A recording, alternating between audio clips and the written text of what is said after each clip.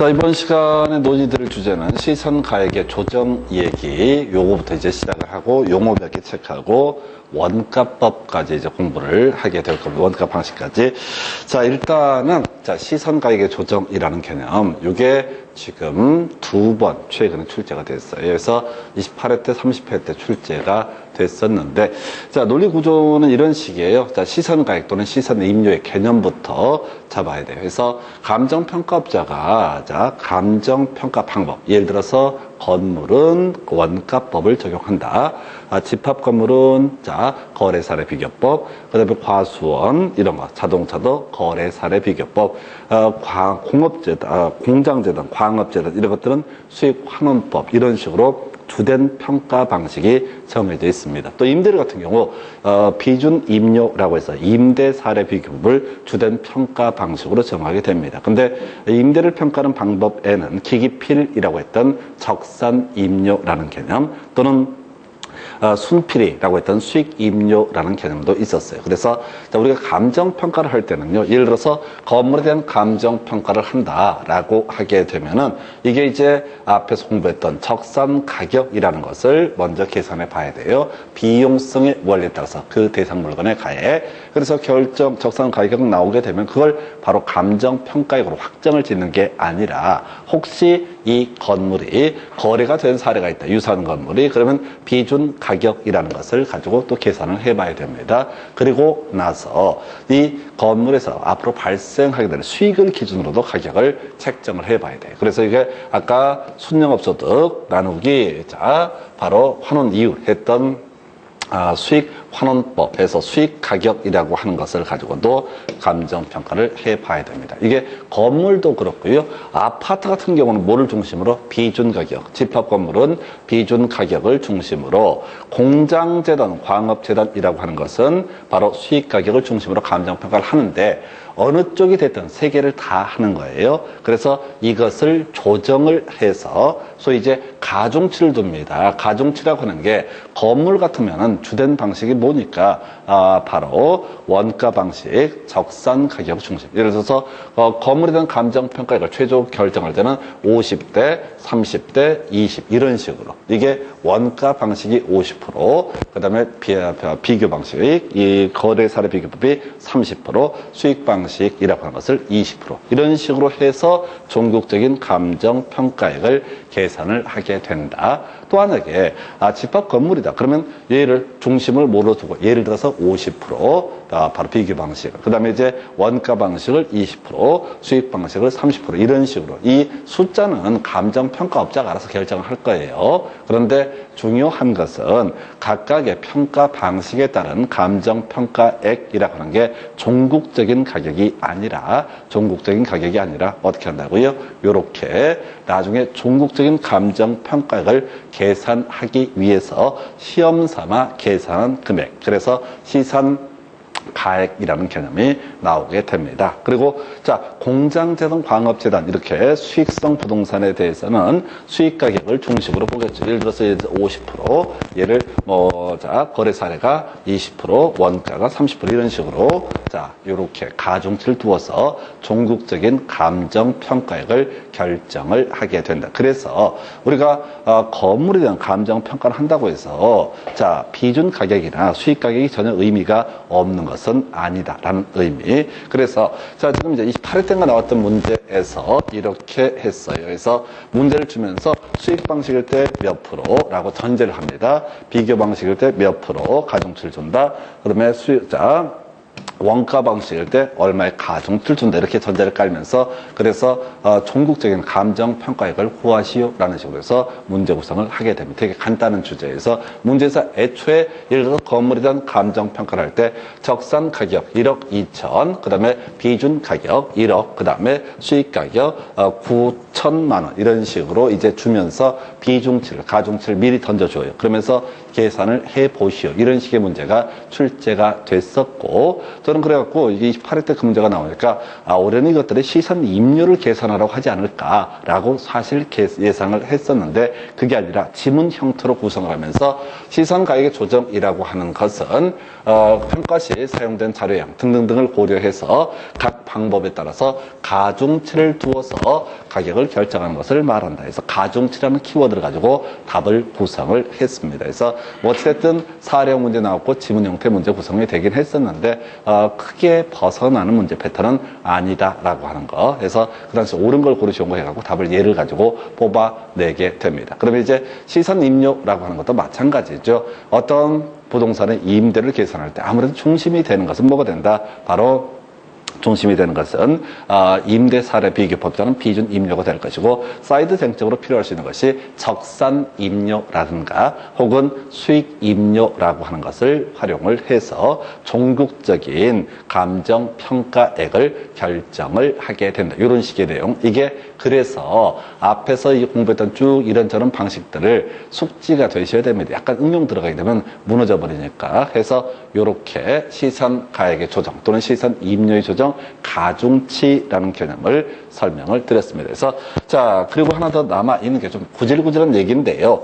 요거 감정평가에 관한 규칙에서 다루고 있는 표현들이 되겠고 여기서는 용어의 정의라고 하는 것을 기억을 해 주셔야 됩니다. 이건 말 그대로 다음 중 감정평가에 관한 규칙상 내용 틀린 것을 고르시오. 말장난하는 그런 문제가 나오게 됩니다. 그래서 먼저 평가 시점, 감정평가의 분류라고 해서 평가 시점을 기준으로 구분했을 때 기준 시점 평가 혹은 소급 평가 이런 식으로 이제 얘기를 합니다. 그래서 자 기준 시점 이게 출제 포인트예요. 기준 시점이라는 용어가 뭐냐라고 했을 때 가격 조사를 완료한 날짜라는 용어를 쓰고 있습니다. 가격 조사를 완료한 날짜 이게 뭐가 된다? 기준 시점이라는 거예요. 자 이건 우리 앞에서 시상 가격의 조정과 관련되어 있는 거야. 자 건물에 대한 감정 평가를 하고자 합니다. 건물에 대해서 감정 평가를 하고자 하면 어떻게 해요? 자 먼저 가서 현장 답사도 한번 해보겠죠. 건물이 어떤 상태인지 확인도 해볼 겁니다.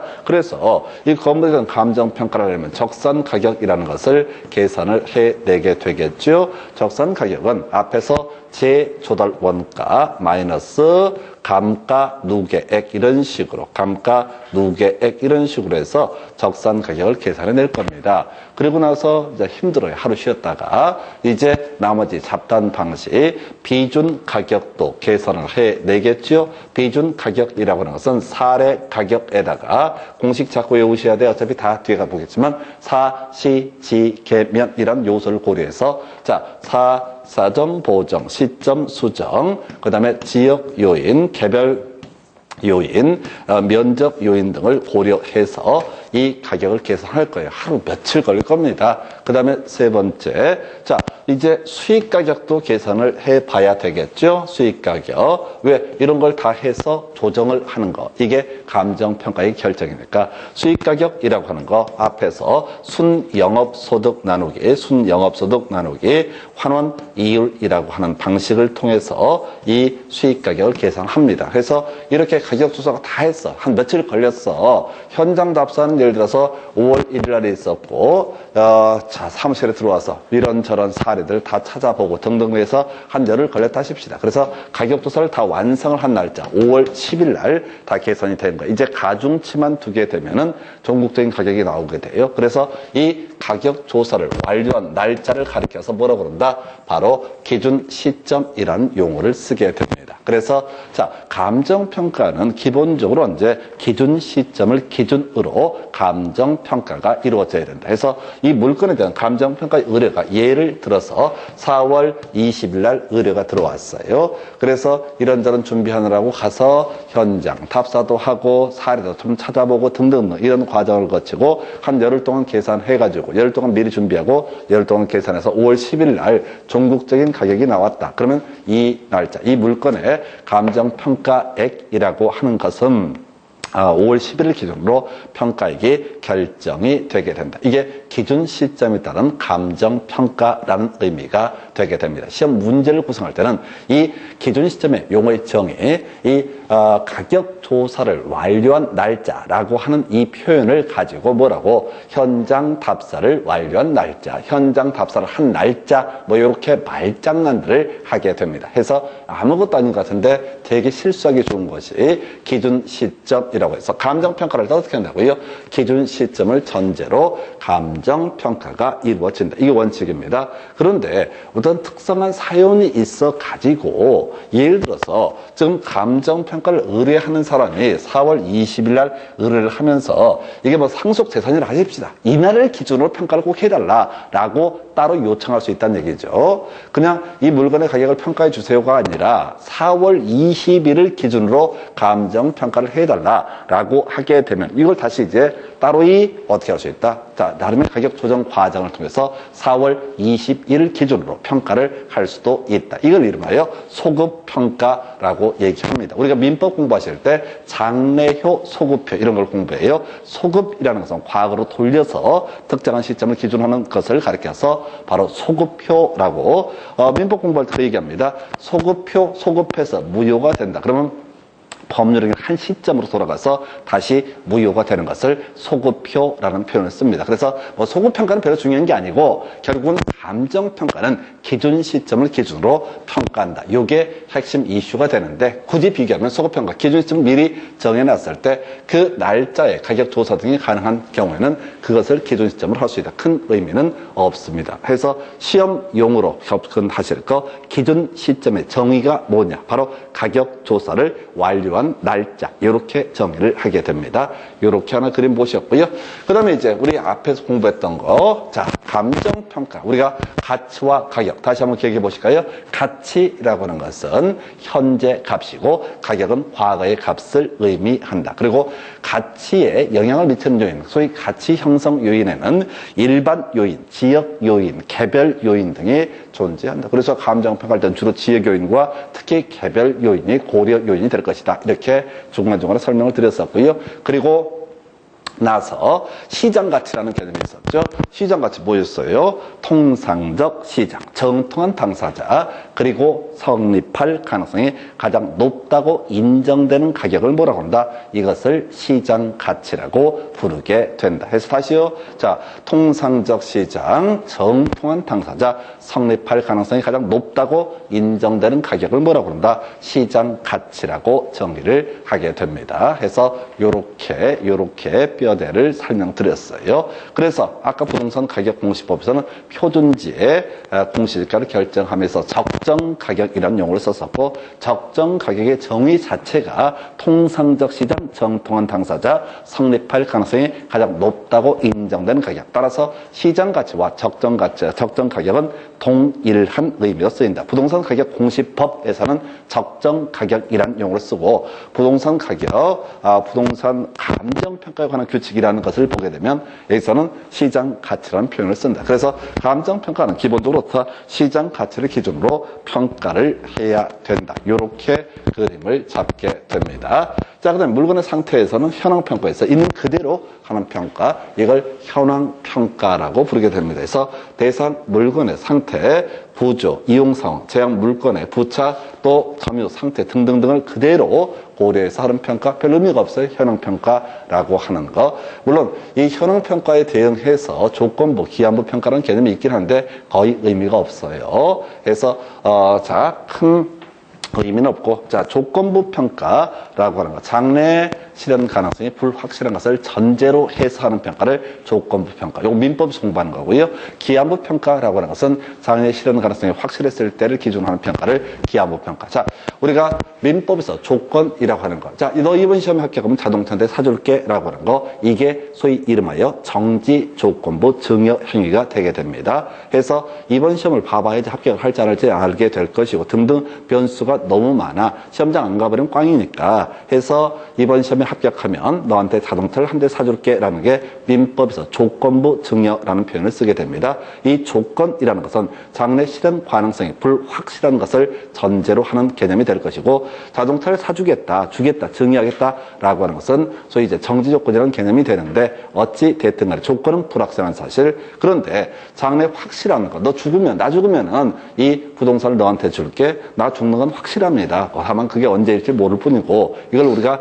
기한이라고 얘기합니다. 그래서 나중에 민법 할 때 조건하고 기한이라는 개념을 보시면 조건부 평가, 기한부 평가는 나중에 기본서에서 쉽게 이해하실 수 있는 주제, 중요치 않고요. 자, 우리가 공부하실 때 제일 힘든 것이 개수에 따라서 바로 감정평가의 분류라고 해서 먼저 개별평가라고 했어요. 그래서 자, 우리가 이렇게 가는 거죠. 자, 물건 단위로 하는 평가를 가리켜서 뭐라고 한다? 개별평가라고 이렇게 얘기합니다. 그래서 우리가 주로 단독주택을 예시를 합니다. 단독주택은요, 토지라고 하는 거 플러스 뭐가 있다? 건물이라고 하는 거. 두 개를 더해서 우리는 용어를 주택이란 용어를 씁니다. 다시 우리 민법 체계에서 부동산이라고 하는 것은 토지, 건물, 그리고 그 토지의 정착물 이렇게 돼 있어서 정착물은 따로 놓을 거고, 자, 토지하고 건물이라고 하는 거, 이게 바로 전형적인 부동산입니다. 그래서 등기법이라고 하는 2차 과목을 가서 공부를 하다 보면 토지 등기부, 건물 등기부 이렇게 두 개의 물건이 존재해요. 그런데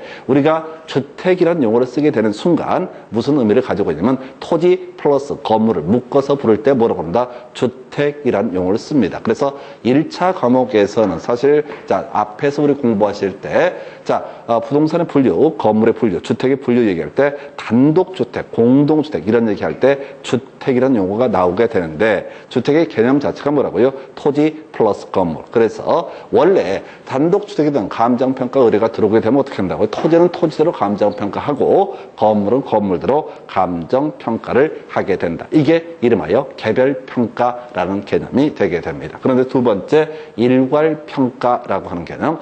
이것도 이제 우리 집합 건물이라는 개념을 좀 이해를 해야 되는데, 아파트라고 하는 것은 시멘트 덩어리 외에 추가적으로 그 토지를 이용할 수 있는 권리, 여기까지를 묶어서 뭐라고 합니다? 아파트라고 부릅니다. 이걸 이제 우리 민법에서는 대지 사용권이라는 용어를 쓰고, 나중에 등기법에서는 그걸 줄여서 대지권이라는 용어를 쓰게 됩니다. 근데 아파트를 사고 판다라는 얘기인즉슨 전유 부분을 사고 판다라는 의미도 포함이 돼 있지만은 그 외에 공용 부분인 복도의 사용권도 같이 사고 파는 것이고, 그 아파트가 건립되기 위해서 토지를 이용할 수 있는 권리는 그게 소유권이 됐든 지상권이 됐든 소위 이름하여 대지 사용권이라는 개념도 아파트에는 다 포함이 되어 있어요. 그래서 우리가 아파트 거래를 한다라는 얘기인즉슨 시멘트만 거래하는 것이 아니라 시멘트 덩어리 위에 복도 사용권, 그 다음에 대지 사용권도 같이 거래가 된다. 그러면 이제 아파트에서 감정평가를 할 때는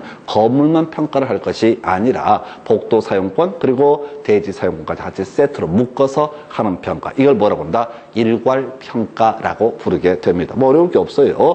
둘 이상의 대상 물건이 자, 일체로 거래되거나 용도상 불가물에 관계 있을 때 일괄해서 감정평가할 수 있다. 개별평가, 일괄평가는 되게 간단해요. 들으면 아, 그렇게 했구나, 이걸로 끝나네요. 그런데 제일 짜증나는 게 구분평가와 부분평가라고 하는 게 있어요. 이걸 이제 외우셔야 돼. 가구 일부 외우셔야 됩니다. 가구 일부, 가구 일부, 가구 일부. 이거는 무식하게 외우지 않으면 방법이 없어요. 가구 일부, 가구 일부. 뭔 소리야? 가치가 다를 때는 그걸 뭐라고 한다? 구분평가라고 이렇게 얘기를 하고요. 일체로 이용되고 있는 부분을 떼내서 하는 평가를 부분평가라고 부르게 된다 해서 가구 일부 이렇게 떼어가십니다. 가구 일부. 가치가 다르면 어떻다? 구분평가. 일체로 이용되고 있으면 어떻다? 부분평가. 한번 설명을 드리겠습니다. 자, 요걸 이렇게 가시는 거야. 지금 감정평가 관련해서 자, 구분평가, 가치가 다르다. 이렇게 토지가 요렇게 있고 도로가 요렇게 큰 도로가 있습니다.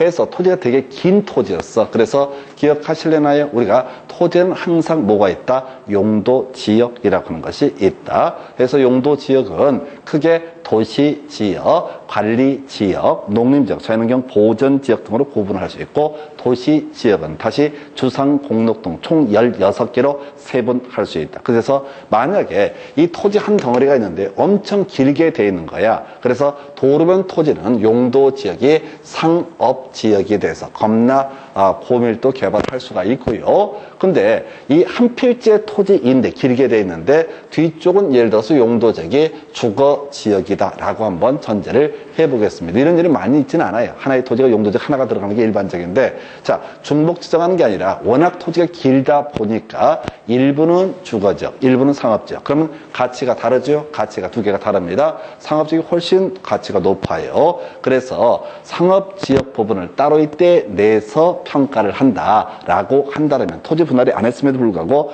따로 이때 내서 평가한다 그러면 가치가 다르니까 그걸 뭐라고 합니다? 구분평가라고 이렇게 얘기합니다. 그래서 대가리 따서 가구 이렇게 외우셔야 돼. 가구 일부 이런 식으로 치고 들어가셔야 되거든요.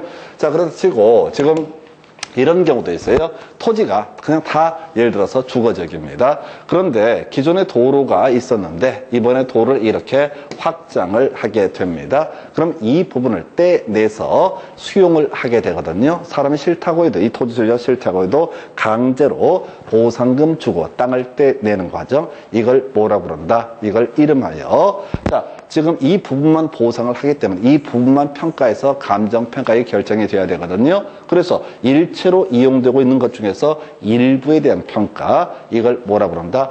부분평가라고 해서 이게 별 의미가 없는데 공부하시는 과정에서 되게 피곤해요. 그 말이 그 말 같으니까. 그래서 대가리 따서 가구일부해서 가치가 다르면 어떻다? 구분평가, 일체로 이용되고 있으면 어떻다? 부분평가라는 용어 해서 이렇게 용어 정리해 드렸습니다. 그래서 이런 게 진짜 피곤해요. 문제 공부하실 때 시험 공부하는 과정에서 밋밋한 주제이고 큰 뭐 의미가 있거나 이런 건 아닌데 어쨌든 시험에 나오면 이것도 2.5점짜리 똑같은 문제. 그래서 주요 이슈 용어의 정의 한번 체크하게 되면요. 첫 번째 이슈 기준 시점, 제일 어렵고 아마 제일 유력한 문제 중에 하나가 가격 조사를 완료한 날짜. 아까 가격 조사의 의미는 설명을 드렸어요. 여러 가지 방식으로 각각의 가격을 추산해내는 과정. 이게 가격 조사라고 그랬고, 가격 조사를 완료한 날짜. 이걸 기준 시점. 그래서 감정평가는 기준 시점을 전제로 어떻다 평가를 하게 된다. 이렇게 그림을 잡아봐야겠고요. 그 다음에 시장가치라고 하는 거. 자식 기억하셔야 됩니다. 자, 바로 통상적 시장. 정통한 당사자, 성립할 가능성이 가장 높다고 인정되는 가격. 이걸 뭐라고 한다? 시장가치. 그리고 감정평가는 원칙적으로 시장가치를 기준으로 평가한다. 이건 시험에 안 나와요. 원칙이니까. 시험 문제는 영향가 없는 얘기지만 경우에 따라서는 시장가치 외의 가치를 기준으로 평가할 수 있다라는 명제만 시험에 뜹니다. 왜? 예외이기 때문에. 만약에 이 명제를 출제해버리잖아요. 대상 물건에 대한 감정평가. 이건 시장가치를 기준으로 결정한다. 이게 원칙이라고요. 원칙을 내버리면 출제우리야. 예외를 포섭 못하기 때문에. 그래서 영향가 없는 뭐라고 시장가치 외의 가치를 기준으로 평가할 수 있다. 30회 때 이런 지문이 나오게 돼요. 큰 의미는 없는데 하여튼 나오니까 설명을 드렸었고, 현황평가 중요치 않고 개별평가, 일괄평가 어렵지 않습니다. 물건 단위로 평가하는 것을 개별평가, 두 개 이상 물건을 묶어서 평가하는 것을 일괄평가, 그리고 이제 제일 어려운 게 가구일부에서 가치가 다르면 뭐가 된다? 구분평가, 일체로 이용되고 있으면 어떻다? 부분평가라는 용어를 쓰게 된다. 그래서 가구일부 해서 이렇게 규칙, 감정평가에 관한 규칙에서 쓰이고 있는 용어에 관한 부분 체크를 해드렸습니다. 그래서 자, 이렇게 해서 이제 감정평가의 분류라는 개념들 정리를 해봤고요. 자, 그래서 지금 이제 원가법 들어가기 앞서서 다시 한 번만 요거 스크린을 좀 해드릴게요. 이 원가법 얘기는 따로 가는 부분이라서 잠시 끊어가야 될 테고 다시 정리를 하게 되면은 자, 요거부터 좀 보시고 나서 가겠습니다. 그래서 지금 감정평가 방식에서 원가 방식, 비용성의 원리, 비교 방식, 시장성의 원리, 수익성의 원리에 따른 수익 방식이라고 해서 이 중에서 가격, 원가 방식에 따른 가격은 원가법이라는 표현, 그리고 용어는 적산 가격 해서 원가법은 제조달 원가에 대해서 감가 수정을 하여라고 되어 있죠. 이걸 계산할 때 제조달 원가 마이너스 감가 누계액 이렇게 부르게 됩니다. 자, 그 다음에 이제 기초가액의 기대이율을 곱해서 이걸 우리가 적산임료라고 부르는데 공식 간단해요. 전에 공식도 물어봐서 괄호 넣기 형태로 기기필이라고 하는 거, 요건 간단한 주제. 자, 그 다음에 비교 방식이라고 해서 거래 사례 비교법, 그 다음에 임대 사례 비교법. 거래 사례 비교법은 사례 가격이다 사시지계면, 임대 사례 비교법은 사례 임료이다 사시지계면 해서 계산하는 공식들 물어봐요. 해서 비준 가격이라고 하는 거, 사례 가격을 베이스로 해서 사시지계면이라고 하는 거, 나중에 계산식 문제가 나오는데 10% 우세하다 그러면 100분의 110, 자 10% 열세다 그러면 100분의 90 해서 실제 계산할 때는 10% 우세면 1.1, 10% 열세면 0.9 이렇게 곱해주는 방식으로 하면 거의 순식간에 진짜 15초 만에 계산 끝낼 수 있습니다. 그런 문제만 출제가 돼요. 자, 그 다음에 자 임대 사례 비교법 비준 임료라고 해서 사례 임료이다. 역시 사시지계면. 이건 계산 문제는 나오지 않고요. 임대를 평가하는 가장 주된 평가 방법은 임대 사례 비교법이다. 요 정도가 주된 이슈가 되겠고요. 그 다음에 이제 비교 방식 중에 공시지가 기준법. 자, 표준지 공시지가를 기준으로 해서 대상 토지 가격을 평가하는 방법. 이게 공시지가 기준법. 그래서 자, 토지 가격은 비교 표준지 공시지가이다. 외울 게 시지계그. 다음 시간에 이거 다 계산하는 거 연습할 거예요. 근데 일단 기본 공식을 외우고 들어가셔야 돼. 시지계그. 심지어 그 밖의 요인도 시험에 나왔다니까 환장한다니까 있는 그대로 외우셔야 된다고. 박스를 딱 쳐놓고 공시지가 기준법에 따라서 토지 가격을 평가하면서 고려할 요소끼리 연결한 것은 그때 사정, 보정 막 튀어나옵니다. 시점 수정, 시점 수정 고려해야 됩니다. 지역 요인, 개별 요인 고려해야 됩니다. 그리고 중간에 자, 그 밖의 요인 이런 게 있었다고. 그것도 시험 문제로 구성을 한다. 그 밖의 요인이 뭡니까? 모르죠. 그 밖의 요인이 뭔지는 알 수가 없는 것이고 그냥 조문 그대로 출제가 이루어지게 됩니다. 조문 그대로. 자, 그래서 자, 이렇게 보셨고 그 다음에 이제 수익 방식이라고 하는 거, 수익성의 원리, 수익 방식. 다시 자, 장래 발생할 수익을 현재 가치로 환원해서 또는 할인하는 거. 환원, 할인 같은 얘기였어요. 그래서 이 아이의 이름이 뭐가 된다? 수익 환원법이라고 하는 거. 자, 그리고 임료를 평가, 순필이라고 했던 임료, 수익 임료라고 나선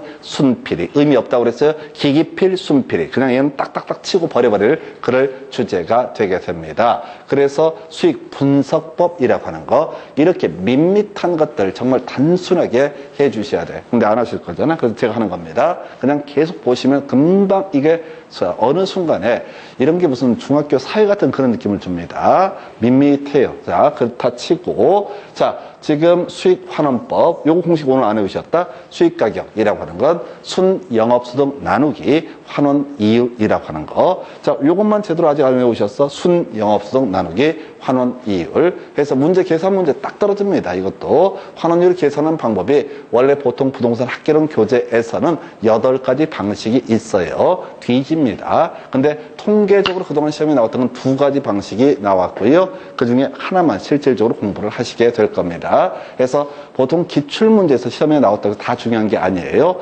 매년 부동산 학개론 같은 경우도 기출문제에서 한 서너 문제 정도는 한번 뒤져봐라 이런 식으로 문제를 구성을 하거든요. 그런 문제는 기출문제고 뭐고 다 무시해버려야 돼요. 왜? 어차피 그런 유형의 문제는 다시는 출제가 안 되니까 그렇게 가시는 거고, 어찌됐든 간에 여기서 이제 환원율을 나중에 계산해내는 거 공부를 하시게 되는데 한번 이게 부대저라고 한 거, 부대저 그냥 듣고 버리시면 됩니다. 다음 시간에 이걸 다시 제가 설명을 드릴 거야. 부채 감당률, 대부 비율, 그리고 저당 상수 3개를 곱하는 것을 환원이율, 부대저 해서 여기 이제 저랑 착갈려요. 우리 앞에서 금융론 파트에서 대출 한도를 따질 때 자, 저소비, 부저손 이런 게 있었죠. 저소비는 디테일 기준 대출 한도를 따질 때 연저당 상수분의 자, 연소득 곱하기 총부채 상환비율 이게 분자 분자값, 두 개가 분자값, 연 저당 상수가 분모값이었고요. 부저수는 부채 감당률 곱하기 그다음에 저당 상수 분의 뭐가 됐죠? 순영업소득이라고 하는 거. 이게 순영업소득 기준 상업용 부동산을 담보로 대출한다. 다시요. 부저순. 자, 부저순이라고 하는 것이 하나가 있었고, 자, 여기서 부저순에 대응해서 뭐가 있다? 바로 부대천은 나중에 환원 이율을 계산하는 방식이 됩니다. 그래서 부채 감당률 곱하기 대부 비율 곱하기 저당 상수. 그래서 이 문제 과학에 나올 때 얼마나 유책이 나오는데요. 자, 뭐라고? 자, 환원 이율이라고 하는 것은, 환원 이율은, 자, 부채 감당률 곱하기 저당, 자, 대부 비율 곱하기 저당 상수에서 부채 감당률 대부 비율을 쳐 넣으시오. 가로 넣게 넣으시오. 이런 식의 문제도 구성이 된 바가 있습니다. 되게 심플해요. 해서, 자, 수익 환원법에 따른 부동산의 가격을 뭐라고 한다? 수익 가격이라고 부르게 된다. 수익 가격은 순영업소득 나누기 환원 이율. 일단 여기까지는 외우고 들어가죠. 그래 내일 자 쭉쭉 나갈 때 놓치지 않게 됩니다. 해서 이렇게 보셨고 수익 임료라고는 순비리라고 이렇게 부르게 되죠. 그래서 가격을 평가하는 방식, 공시가 기준법, 토지는 좀 따로 노는 것이고요. 일반적으로 자 지금 적산 가격, 그 다음에 비준 가격, 그리고 수익 가격, 요걸 조율을 해서 종국적인 감정평가액을 결정하는 걸 뭐라고 한다? 시선 가액의 조정이라 부른다. 그리고 임대 사례 비교법에서 계산이 됐던 비준 임료를 중심으로 요거 적산 임료라든가 수익 임료를 고려해서 종국적인 그 물건의 임대를 계산해내는 방식, 이걸 뭐라고 한다? 시선 임료의 조정이라고 부르게 된다. 그래서 28회 때 시선 가격의 조정 사례형 문제 아주 간단했었고요. 그리고 30회 때 문제에서는 가중치라는 키워드를 가지고 출제 이슈로 삼았고요. 그럼 31회 때 다시 내게 되면 보나마나 나올 게 비준 임료가 얼마이고, 그 다음에 또 예를 들어서 자 비준 임료가 또 똑같은 문제 냅니다. 비준 임료가 1억 2천이고, 그 다음에 적산 임료가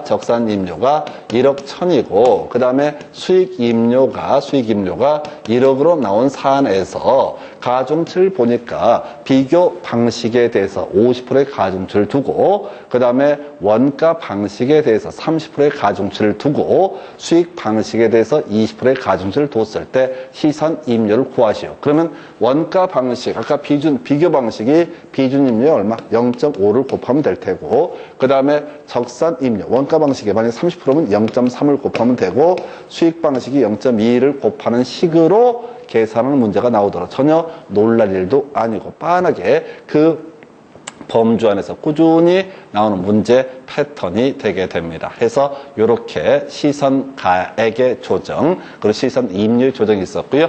지금 마지막으로 봤던 주제가 바로 용어의 정의, 바로 시선 가격, 시선 가액 또는 시선 임료 조정과 관련해서 나왔던 것, 종국적인 가격 조사를 완료한 날짜를 뭐라고 그런다? 바로 기준 시점이라고 부르게 된다. 가격 조사를 완료한 날짜를 뭐라고 한다? 기준 시점. 절대 현장 답사 아닙니다. 현장 조사 아닙니다. 가격 조사를 완료한 날짜. 그 다음에 감정평가는 기본적으로 시장 가치를 기준한데, 시험 문제 구성할 때는 시장 가치 외의 가치를 기준으로 평가할 수 있다라고 했었고요. 자, 그 다음에 개별평가, 물건 단위로 하는 평가, 개별평가, 묶어서 하는 평가를 일괄평가, 그리고 세 번째 이슈가 되게 되는 게 가구일부. 이것만 외우셔야 돼. 개별평가나 일괄평가는 한두 번 보시면 금방 세팅을 합니다. 가구일부, 가치가 다른 일부를 떼내서 하는 평가를 뭐라고 한다?